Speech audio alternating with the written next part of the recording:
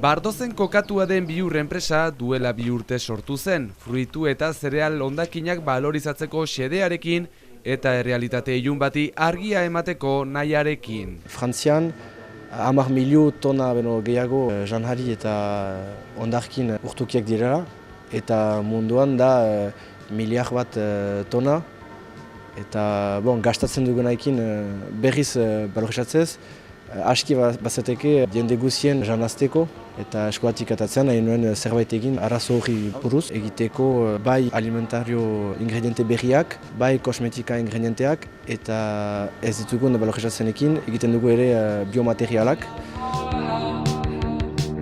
Eta hemen egiten dugu produktuen pentsatzea eta lehentzek egitea, eginek diraik eta pentsatu diraik, bai ditugu lankide handiagoak, enpresa handiagoak, eta guk erraten dugu behar da hori egin eta prestatzen dute guk nahi bezala volumen handientzat. Hemen egiten dugu Euskal Herrian balorizatzen duguna bakarrik, eta besteentzat pentsatzen dugu produktua hemen, eta gero beste egiten dute gure partez transformazio lana. Edalontzi eta larru vegetalak besteak beste eta aukera gama zabal bat eskaintzen duen bidea, baina lehenik. Hondakinak balorizatzeko lehen etapa da stabilizatzea, ez baduzu hori egiten, hasi zale fermentazioan sartzen da, bai frutu hondakinak prentsatuak izan direnak, bai zereal hondakinak erabilik direnak bierra egiteko adibidez. Guk lehenik egiten duguna da idortzea, eta idort ondoan gero erabiltzen alda urte osoan, beraz erresago da ere balorizatzeko. Eta gure produktu handiena da bai irina, zenta irin hortaz gauza hainitz egiten alda, bai alimentarioan eta bai biomaterialetan.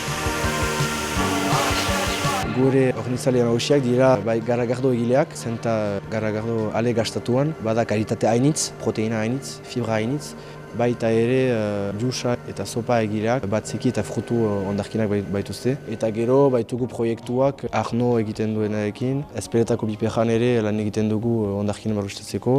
Eta azkenean badira ere batzuk alkohola egiten dutena, distilazioa egiten dutena, eta haien hondakinak ere balorizatzen ditugu.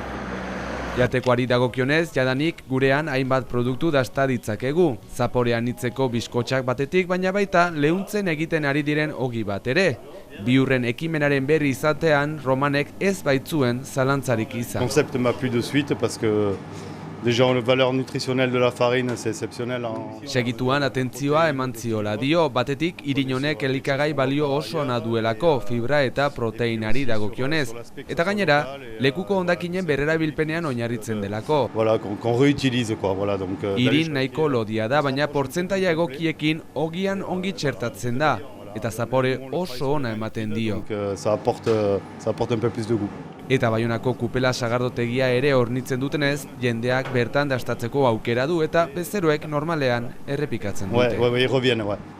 Baina Roman bera bakarrik ez, Biurreko kideak ere biziki kontentu dira lorpen honekin. Nous, chez Biur, on est très fiers de cette réussite locale, donc avec le pain qu'on a développé à la 11. Batetik leuntzen lortu den ogi horrekin, baina baita etxe irindegiari esker Ipar Euskal Herrian beren irina banatzea lortzen dutelako, eta lekuko lorpen handia dela dio. Donc on est très fiers de cette réussite locale et Datozen hilabetetan beren proiektuak garatu eta azkartzeko, Aierran kokatuko den eraikin berri batera mugituko dira.